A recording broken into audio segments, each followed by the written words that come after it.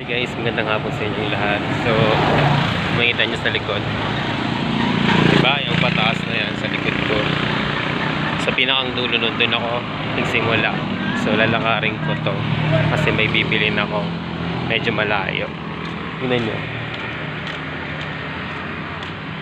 O, diba, napakalayo. Wait lang.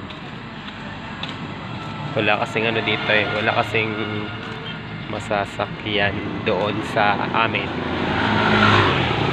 Kaya siyagain na lang. Siyagain ko na lang lakarin. Malapit lang din naman.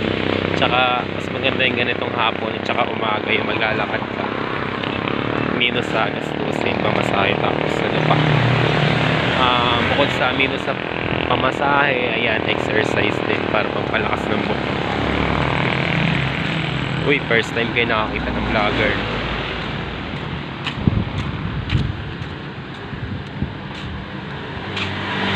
Dito na dati lang ito dito. Talahiban. Yan, may kita nyo. Talahiban po siya dati.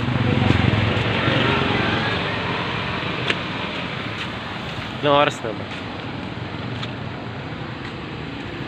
Siguro alas 6 PM. Mag-alas 6 na po kaya medyo madilim.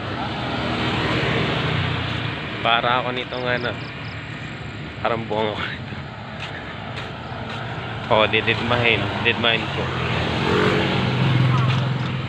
Ganun talaga pag gusto mong ano, gusto mong kumita ng pera, kailangan didmahin mo yung hiya mo, di ba? Kaya tayo nagbablog para kumita eh. Hindi para mahiya, di ba? Para wala lang ganun. O yan, malapit na.